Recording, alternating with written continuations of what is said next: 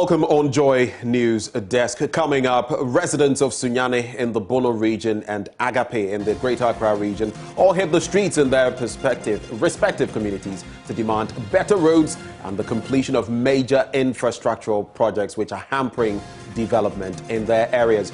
We'll take you live to both demonstrations to get you a sense of the severity of the situation at hand and how city authorities intend to meet their demands. Also later, anti-graft agencies and other stakeholders meet in Accra to deliberate on ways of nipping corruption in the bud. We'll take you to the Elisa Hotel, where in Accra, President Akufo-Addo is on the bill to address that national anti-corruption conference. We also have business and sports all as a part of this package. This is Joy News Desk. My name is Benjamin Akapo. We'll be right back. Hello, my name is Evans Mensah, and you can relive all the fun and excitement on Top Story, Newsnight, and of course, Ghana Connect via podcast. All you need to do is to log on to myjoyonline/podcast. Search for your favorite show and relive the moment. Joy 99.7 FM, your radio for discerning listeners. Let's move on now to our very first story.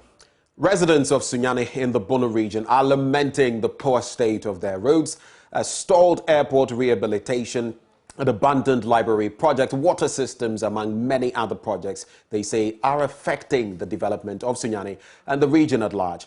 My colleague Precious Semevo joins us live with more from that area. Precious, if you can hear me, do let us know, bring us up to speed on the ongoing demonstration. How long has it been running, and what has participation been like? Well, we'll be joined by Precious Semevo shortly, but let's listen to a protester who had this to share. At other regional capitals, we've been disappointed by our leaders, and I think this is the right time for us to send to our leaders that the cake that they've been sharing to other regional capitals or other towns and cities, it is time they have to also look at us and be at par with our peers.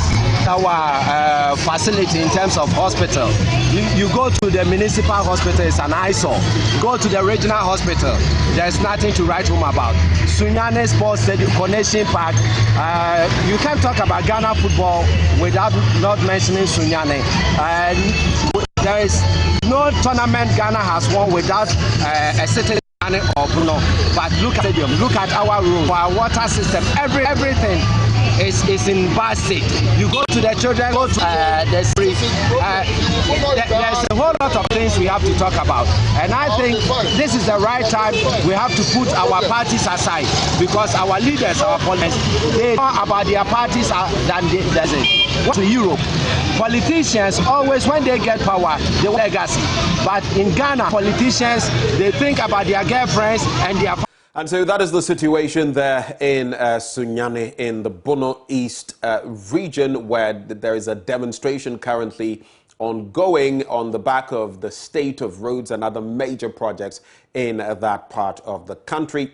We'll be joined shortly by Precious Semevo, who will be giving us the details of the demonstration. But as you can see, a number of demonstrators, filling the streets and expressing their displeasure with the situation. You heard that demonstrator a short while ago talking about the Sunyani Coronation Park, among other projects, the state of roads generally, among others.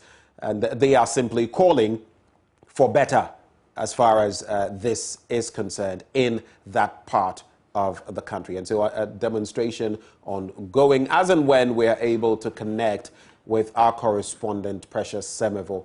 We'll get Precious on the line and find out what exactly has been transpiring up to this point in time after 10 o'clock and what the demonstrators have been sharing.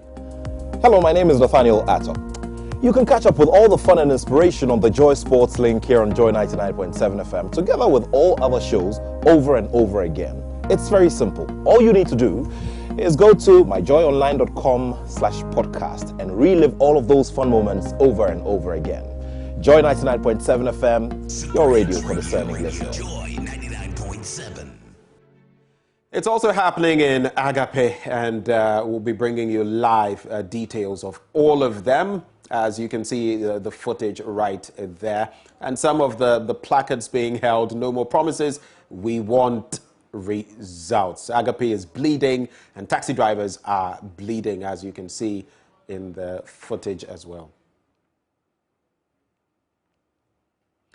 Right, and so those are the demonstrations that have taken place. As and when it's possible, we'll bring you details of that.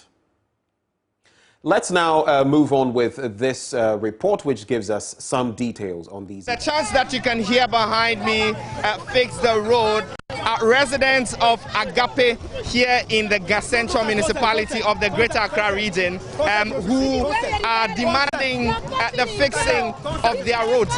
In fact, what we know is that the residents here say those who have vehicles have to drive for just 2 or 3 days and then go to the workshop because the roads are terrible. And we've been walking for just some 100 meters, but you can see from the feet of the people here covered in dust and everything. Madam, I normally take Gali from Fotariti to come and sell here. Last time my driver came, the spring spoil. Another time, another driver came, the tank break. Now I don't have Gali to sell. Why? Government in power, come and do something, come and choose our road. How long have you lived here? How long have you lived here? I've been here for over 20 years. Nothing has happened here. I am 21 years old in this community. There has not been any good thing. Anytime we will fix it. Now it is worse. Some people started it by constructing gutters. They neglected the gutter. Now the gutters have started breaking in. And that we claim we don't have money, but we always do things, we don't do it properly. Now there's nobody to take care of us. We are fed up. So what do you want? What do you want? What we want is development. Agape is a special settlement, a special city. You can see the environment. There's special buildings which are here. But we don't have anybody in authority, in any office, to fix our roads for us. So whoever is in authority and is in office and is not doing it, he should leave the office because people are looking for employment. I see, but madam, I see you clad in red and black. You are joining the demonstration, so Yes. so they fix the roads for you. Yes, I think it's overdue. Our constituency here is MPP seat, and all this while we've been all voting for MPP. I think this is our time. If they don't fix our road, there's no way we'll get our road again. So we say, Akufo-Addo, fix our road. No. If they don't do it now, they won't do it again. It's MPP seat. And you can hear how incensed they are. And so those were some happenings earlier today in Agape. Let's go live to that place now where my colleague Manuel Kranting brings us the latest on that demonstration. Manuel, do tell, what's the status currently of the Agape demonstration? What is new that you can report? Demonstration was Sunyani Kassajre, so was young and yet be a Kafaso. Oh, Kata, Yan Kata, 2 days here to Kata.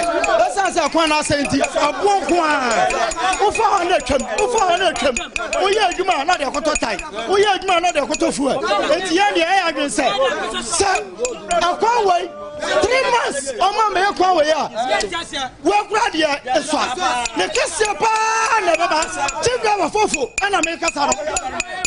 So what you just heard him say in Chi is that they are the drivers who actually ply the roads and actually, carry and chauffeur the residents here from the junction all the way into the community in there. For now, they are giving government 3 months to come and fix the roads. Some government abosume mi ensa dia adenti na mo mfa nipa na omo kono ade na mo nya anadia ayada ye ni abre papa enti se dia ye ni esi abre no ya driver fo ye mpase ye dia akoma eni obufuo abeya adwuma enti ande je tasi driver se dia ka bia ntu e park we so because me chief driver se obi frame se o driver no we took a no kwenya problem aba ha me na me kwa kwadi akire me nim se le bu afu ani tra ma kwenya problem enti se and the part dia ka bia no abeya adwuma park we so madam ase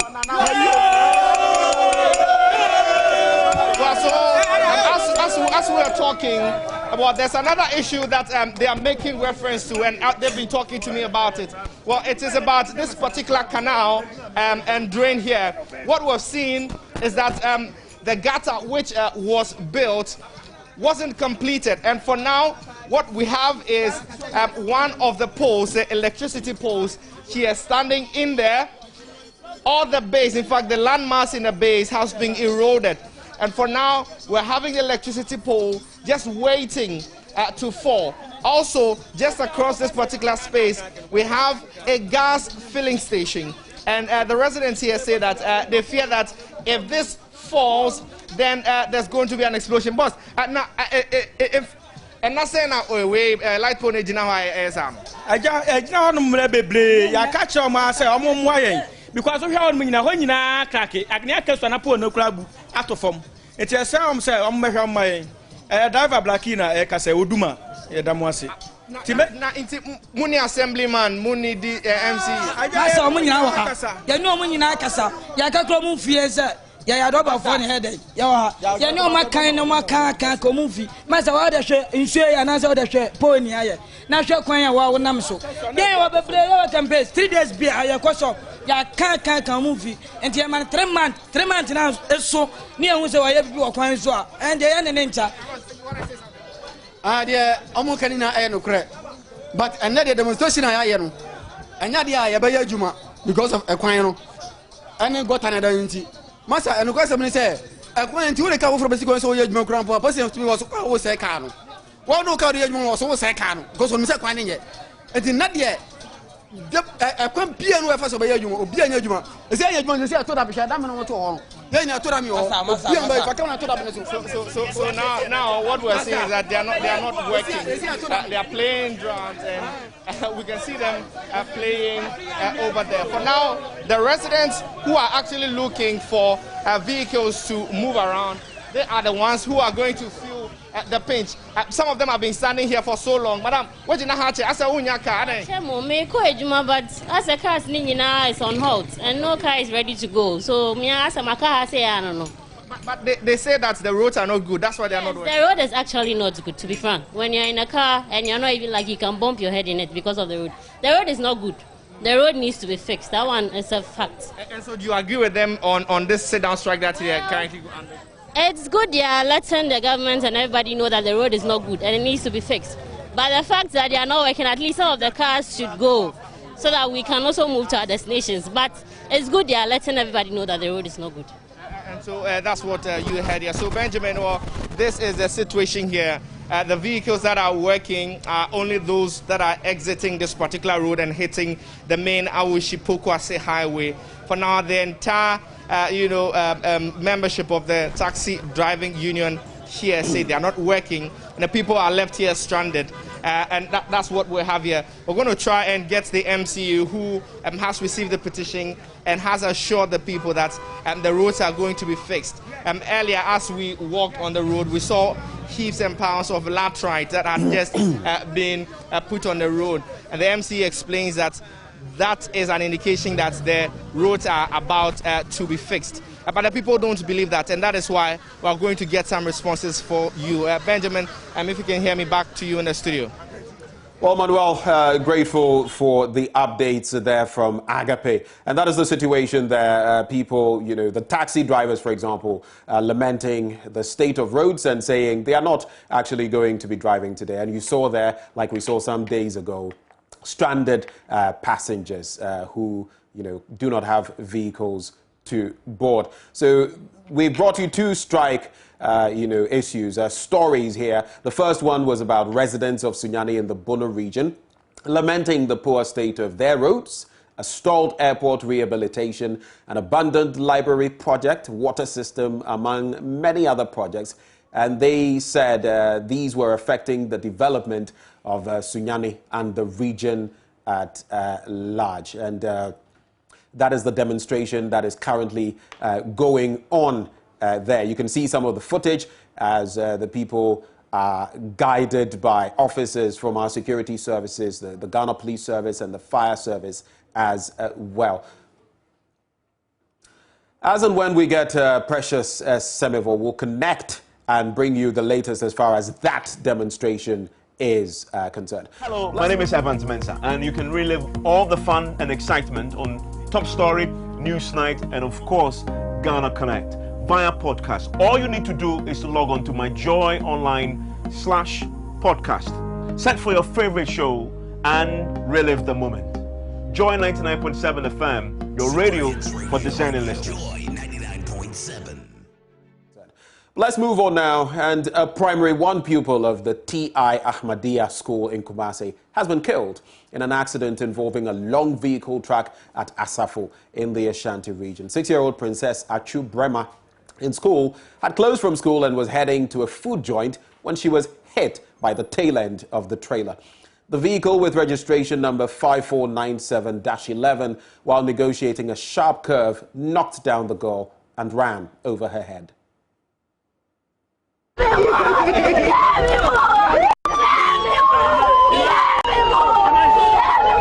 As family and friends gathered at the accident scene, tears flowed. Residents conversed in astonishment. A sorrowful moment on the Asafographic streets. An eyewitness, Kweku Amankwa, disclosed what he saw. So after the driver made a turn, the child who was walking along the gutter was pushed by the car tire. Even the driver did not notice. I drew the attention of the driver.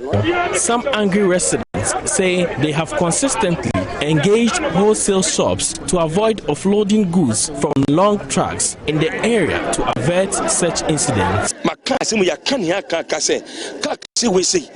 We have made several complaints about heavy trucks using this road. Children use this road a lot. All what they could tell us after every caution was that we are only shop owners. Some cars can break down for 7 hours, preventing other cars from coming or going.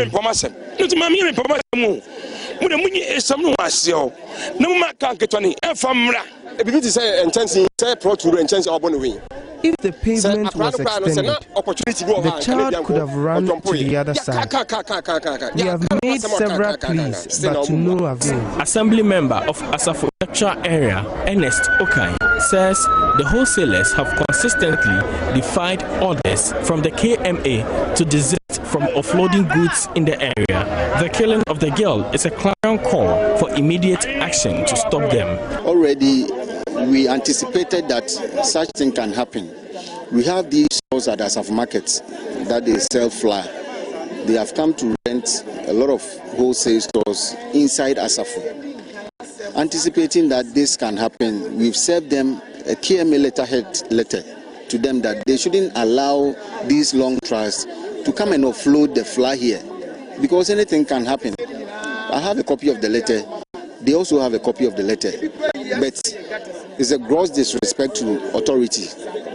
That's why we are witnessing what have just happened this afternoon. So we are taking this opportunity to appeal to them that henceforth they should abide by the KMA rules and regulations, that this long truck shouldn't come and offload load at Asafo. Because apart from this incident, anything can happen. The driver can fail brake. So we are appealing to them not to come and offload the flour here again. That's why we are saying. Nana Awuku's report read to you. And that's a rather sad development in Asafo there, where that 6-year-old has lost her life. As Christmas approaches, let's all drive safe and stay alive. We take a bit of a breather. We return with more on Joy.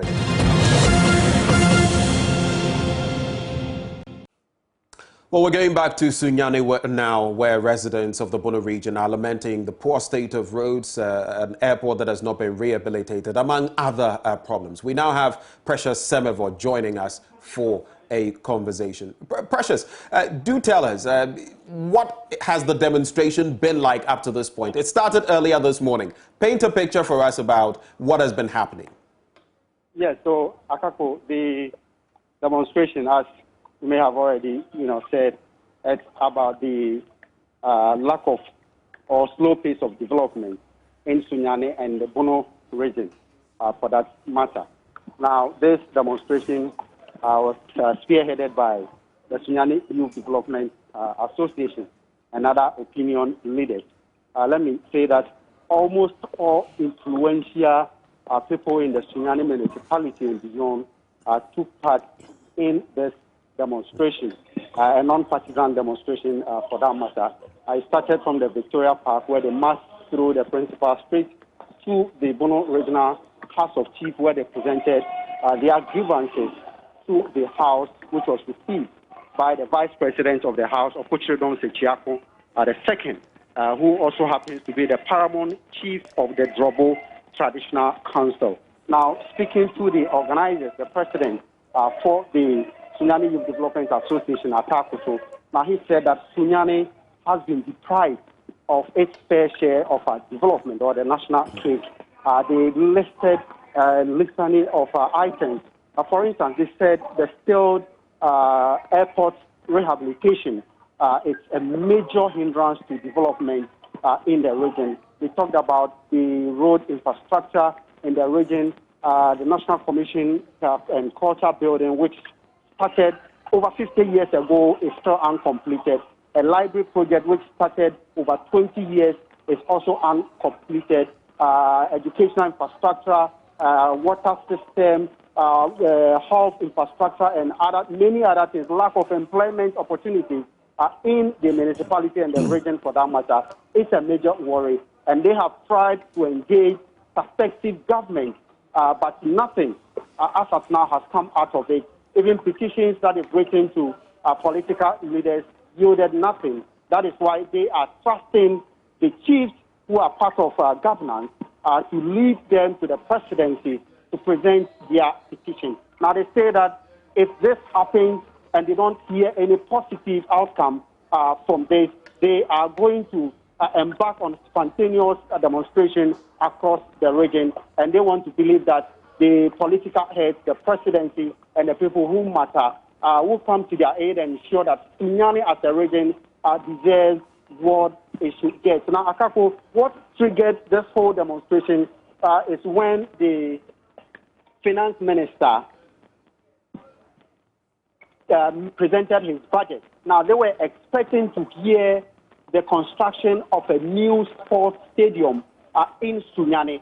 But when the finance minister talked about the rehabilitation of the existing Sunyani Coronation Park, that is what triggered this anger, and for that matter, the demonstration. They believe Sunyani has contributed largely to developmental issues in Ghana, and at least 10% they've contributed on all fronts, all levels, both male and female, and Sunyani and the Bono region is capable of hosting international tournaments and not rehabilitation of the old and existing Sunyani Coronation Park. So they are hoping and believing that it will go down the ears of authorities to come to their aid. As I speak to you, they are converged at the Sunyani Coronation Park, where they are, the leaders are addressing the demonstrators to tell them why this happened and what the plan will be going forward in future. And from here, everybody will disperse to their various homes. The police were ensured that everything went on according to plan. Largely, this should be described as a successful demonstration. There was nothing negative. The police ensured that everybody stayed in line, followed their agreed rules until they converged here at the Sunyani Coronation Park. Akako. Well, Precious, I just want you to do this. Give us a bird's eye view of how bad, really, for example, the roads are and other projects are. We've spoken about the airport reconstruction and all of that, but how bad are the roads? How bad is this airport? And tell us about the Sunyani Coronation Park. How bad is it, to which point these people have had to hit the streets? Now, the Sunyani Coronation Park, let me start from there, because that is what triggered this whole thing. I am standing right at the Coronation Park now. It is an old existing, and in fact, the only facility in the region, the regional capital. As I speak to you, the Ghana Premier League, the Ghana Division 1 League is in session, but all the teams in Sunyani, talking about BA United, Kano Bofakwa, Young Apostles, Entrepreneurship Football Club, are all unable to play at the Coronation Park because according to the Ghana Football Association, it is below the minimum standard to allow sporting activities to take place here. That alone tells you that the situation is not that good. If Division 1 clubs are not allowed or are not permitted to play at the Coronation Park here, then it tells you, it sums up the situation of the Coronation Park. Now, when it comes to roads, the situation is not that good. For instance, Sunyani to Yaudima, getting to Tra on the Sunyani-Techiman Road, this project has been in existence for close to a decade now. Anytime it's getting to political year, attempts are made to start it or to continue with it, and thereafter it becomes a slow-paced project. As I speak to you, there are contractors on the road, but the pace at which it is moving is a concern to the residents because they've had to battle with dust, enormous dust, particularly as we are in the dry season. Now, the airport situation, personally, I've reported severally on the airport situation and the number of times that the former aviation minister, the deputy aviation minister, and all have given timelines as to when the rehabilitation project of the Sunyani airport will be completed. But as I speak to you, it's over 2 years. The project is still hanging, and residents are not sure when the Coronation Park, the airport, will be completed. Talk about the water system. It's nothing to write home about. Educational infrastructure, and other things. They believe that Sunyani, the regional capital, has contributed in terms of our grade and other areas, and they deserve just like what the other regions are deserving. All they are calling for is that Sunyani deserves better, Bono region deserves better, and they deserve a fair share. Precious, if you're still with me, I just want you to, outline this right before you take leave of us. They also spoke of an abandoned library project. Where specifically is this facility located, and when was construction started? What's the current status? Now, the library project is at a suburb of Sunyani known as Nkwabin. This library project, I'm told, started over 20 years ago. It is about 19 years behind schedule.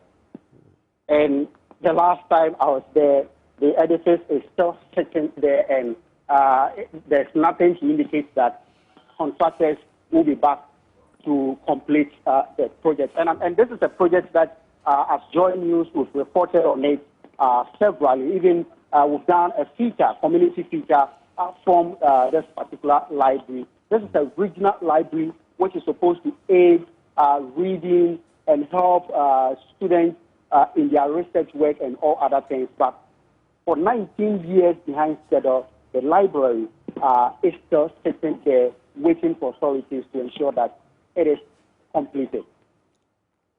Well, Precious, thank you so much for bringing us the latest on that demonstration in Sunyani. And we'll keep tabs on that as well, bring you the latest as and when further details unfold. Thank you very much, Precious. And the NDC and NPP parliamentarians debate over which of them has fought corruption better in government. This is after the Ho West MP Emmanuel Bejra questioned the Akufo-Addo-led government's effort in tackling corruption.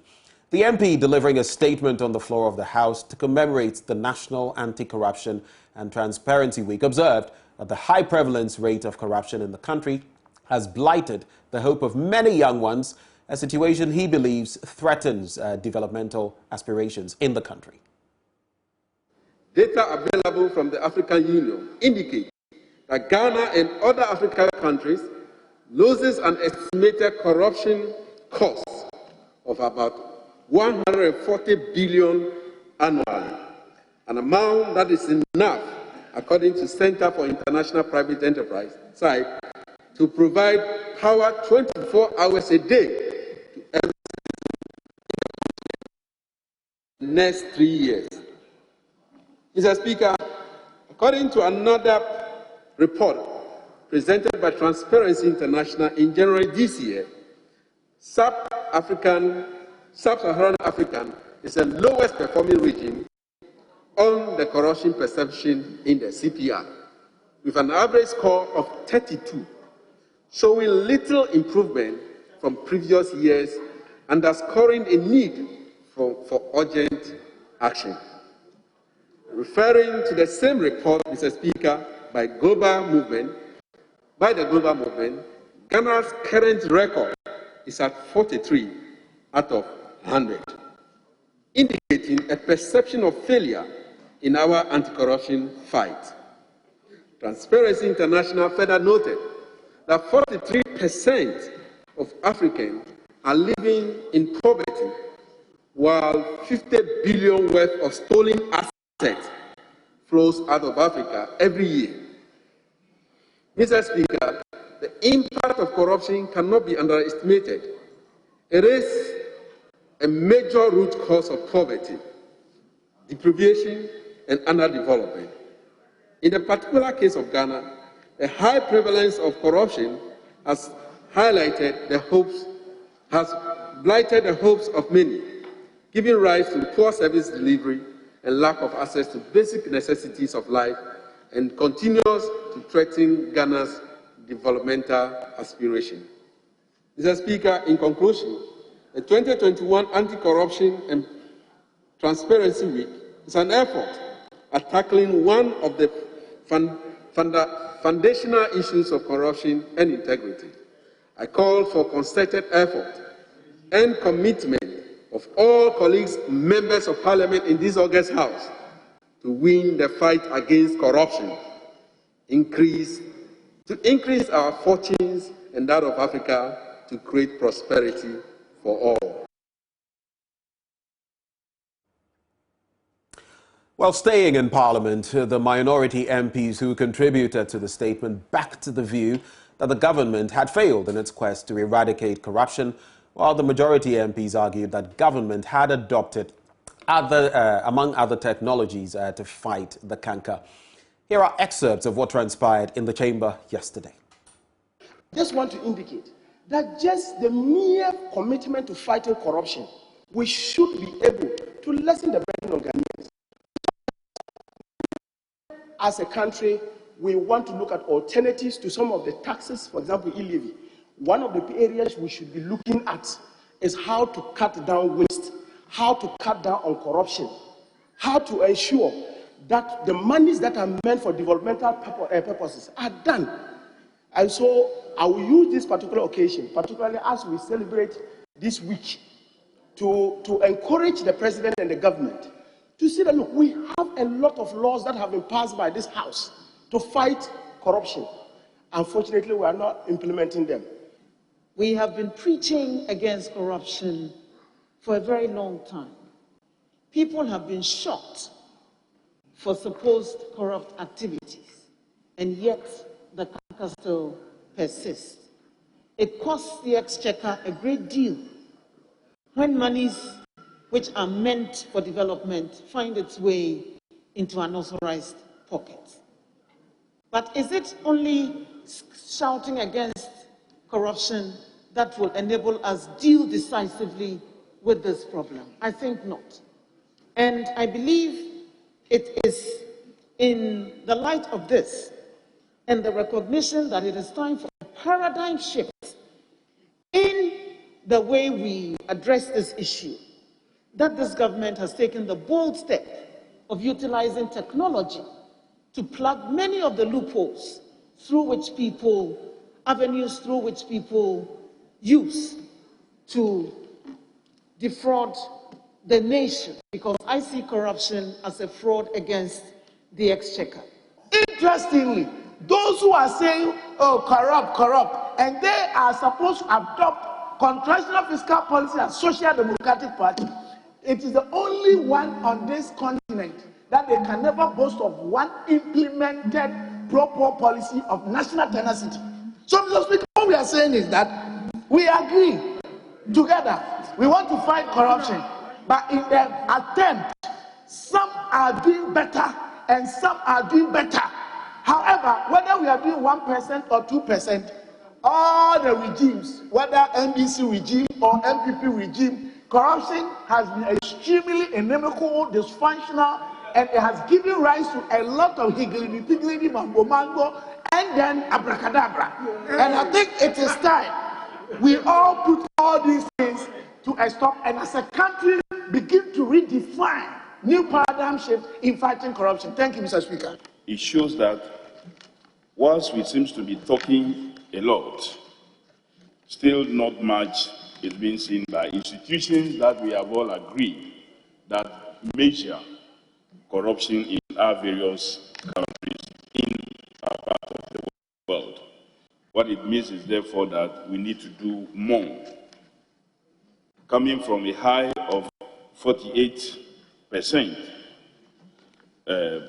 CPI report of performance of Ghana before 2016 to just 41% now shows that we are not doing much despite the various interventions that have been mentioned by the whole country.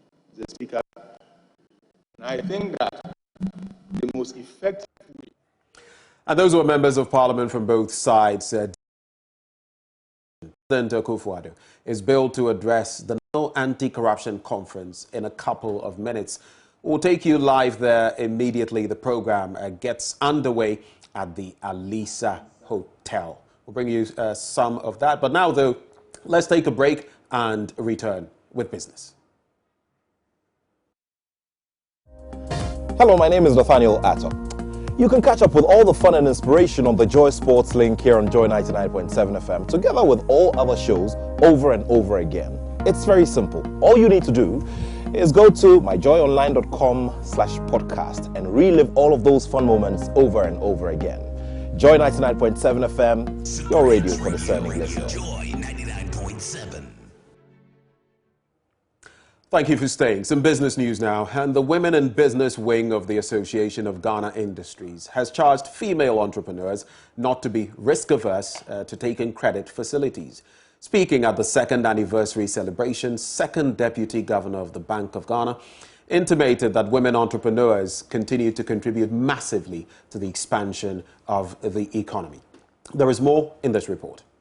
It has emerged that about 40% of women entrepreneurs are risk-averse as they do not go in for loans and other financial support from government. The second Deputy Governor of the Bank of Ghana, Elsie Oduawaji, is therefore urging women entrepreneurs to explore other channels, including the Ghana Stock Exchange for financial and equity support. She disclosed this at the second anniversary celebration of the Association of Ghana Industries Women in Business in Accra. Women entrepreneurs must also be bold enough to step up.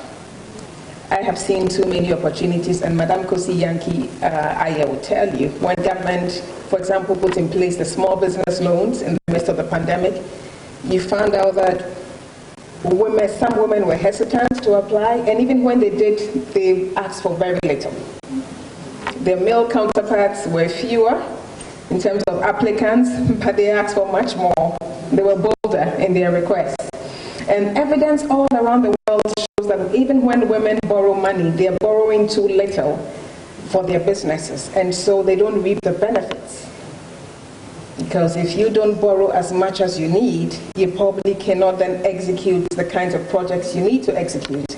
Women are typically risk averse compared to their male counterparts, and so we can cry out for more access to finance all we want, but women themselves need to be bold enough. Meanwhile, the Canadian High Commissioner to Ghana, Katachi Barb, has announced a women-focused bilateral trade between Ghana and Canada, which will see about 31,000 women enterprises have direct access to funding worth $100,000 Canadian dollars. Canada's development assistance is focused on building a fairer, more inclusive world. Our feminist international assistance policy seeks to support women's economic empowerment through building skills, facilitating access to capital, addressing barriers preventing women from full economic participation, for women to realize their full human rights. Also, Chief Executive of the Ghana Enterprise Agency, Koshianki, has announced an all-round women support program to help female-led businesses scale up amid the impact of the COVID-19 pandemic. Because more and more we realize that as we keep pumping money to some of your businesses, we're actually doing you a disservice. We're not doing you good. So as we explore the finance channels, we need to explore explore the capacity development of the businesses to make them strong and sustainable to the point where you will not even need to come and ask for money from us. We're very appreciative of the work you have been doing yourself. And we've seen some of you grow in ways that, I can't even compliment you enough for. And we want to continue to support you to grow. I've spoken about the CAP business support and the intervention. Besides that, if you come to the Ghana Enterprises Agency, there are a lot more interventions that we've put in place. The AGI Women in Business second anniversary was themed Women-Led Businesses, Exploring Finance Channels and Market Access for Growth. Well, still in business, the Obuasi Enterprise and Skills Development Center has been commissioned to offer alternative sources of employment for the youth in the gold mining town. The initiative by Anglo Gold Ashanti is to support the development of local businesses in the Obuasi municipality. There is more in this report. The center was jointly established by Anglo Gold Ashanti Ghana and the AGA Community Trust Fund. The training hub will provide solutions to businesses, support skills and capacity building. Speaking at the event, Ashanti Regional Minister Honorable Osei Mensah emphasized the need to create employment through technical and vocational education and training. He said the government is ready to support initiatives in other parts of the region. So these are areas where people can easily get employment. And this is not salary employment where you have to go and chase the government to get a place, maybe in a service or in a ministry or department or agency. But once you are trained and you acquire the skills, you can open business of your own and even employ other people.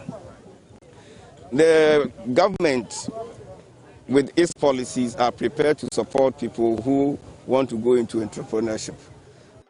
The disability-friendly center at Enyinem in the Obuasi municipality is made up of a multi-purpose conference, a business center, 8 mini-meeting areas, a fully equipped industrial sewing center, a fully equipped leather workshop, bead-making center, and a hand sanitizer production center. The refurbished facility, which hitherto served as a recreational center, has so far supported 600 businesses in Obuasi. The managing director of Anglo Gold Ashanti Obuasi Mine, Dr. Eric Esubonte, noted the center will improve the living conditions of youth and enhance their self-reliance. Through the establishment of this center, we have, under our Enterprise Development Program, provided business solution support to about 600 businesses in Obuasi, including women-owned businesses and artisans to enhance their productive capacity, efficiency, and their ability to compete. The center forms part of the Enterprise Development Program under the 3-year social management plan of Anglo Gold Ashanti Ghana. Some beneficiaries who have been trained at the center were awarded. Anita Sewajuga's report read to you. What's up, guys? My name is Sammy Forson, host of the Weekend City Show and Ignition right here on Joy 99.7 FM. Well, anytime you happen to be busy and you miss out on your favorite shows right here on Joy FM, here's what you can do. Log on to myjoyonline.com/podcast. Just go on there and you'll find all your shows on demand 24/7. There you can catch up. Remember, Joy FM remains your radio for discerning listeners. And it's a wrap for business. Sports is up next. Our apologies for not bringing you sports. We are going to cross over, however, to that corruption conference ongoing at the Alisa Hotel. And currently speaking, Yoni Kulendi. The attention being paid to this conference. Your Excellency, we have continued to witness concerns around corruption. Corruption has been aptly described by the illustrious son of Ghana and former UN Secretary General, Mr. Kofi Annan of blessed memory, as, quote, an insidious plague that has a wide range of corrosive effects. It undermines democracy and the rule of law, leads to violations of human rights, distorts markets, erodes the quality of life, allows organized crime, terrorism, and other threats to human security to flourish. It feeds inequality and injustice, unquote. These words of Mr. Annan were authored in 2003, the year the UN General Assembly resolved to designate the 9th of December as International Anti-Corruption Day in order to raise awareness about the fight against corruption and the importance of the United Nations Convention Against Corruption. This conference, Your Excellency, and its team, building a culture of integrity for generations, could therefore not have come at a better time. It is a wake-up call for all of us, and I find it visionary and inspiring. Your Excellency, I do know that the theme for this year's International Anti-Corruption Day is, quote, "Your right, your role. Say no to corruption," unquote. And that for the International Human Rights Day is, quote, "Equality, reducing inequality, advancing human rights," unquote. These two themes selected by the international community, in my view, invite us to consider our role in addressing corruption as a right and how that can reduce inequality and advance human rights. I find the three themes to feed into one another, and we could not have chosen a better conference theme. Your Excellency, the citizens undoubtedly are right to expect that with the adoption of NACAP, corruption would have been brought under significant control. In a few minutes, we will hear what we have done well and what we have not. For now, permit me to state that the Judicial Service is a key partner in the fight against corruption. By Article 1255 of the Constitution, the judiciary is given the jurisdiction in all matters, civil and criminal, including matters relating to the Constitution and such other jurisdictions as Parliament may by law confer on it. Thus, the judiciary is clothed with a jurisdiction to adjudicate corruption and other criminal cases prosecuted before the courts and to punish those found guilty and recover assets found to be tainted and or proceeds of crime. We shall continue to discharge this role without fear or favor, affection or ill will. We are also taking seriously our role in the implementation of NACAP. Indeed, the Judicial Service was the first institution to, on the adoption of NACAP, draw out its own plan, quote, "the Anti-Corruption Plan for the Judiciary and the Judicial Service 2017 to 19, the Judiciary of Ghana uprooting corruption wherever it is found," unquote. These responsibilities of the judiciary under NACAP form the basis of this plan. We are also, Your Excellency, mindful of our role as underscored in Article 11.1 of the United Nations Convention Against Corruption, which states as follows, and I quote, "Bearing in mind the independence of the judiciary and its crucial role in combating corruption, each state party, in accordance with the fundamental principles of its legal system and without prejudice to independence." And speaking there, Justice of the Supreme Court, Yoni Kulendi, at that National Anti-Corruption Conference. We shall bring you later footage when His Excellency the President is speaking to the issue. This, however, is how we draw the curtains on Joy News Desk. Thank you for staying. My name is Benjamin Akakwe. Check out more stories on myjoyonline.com.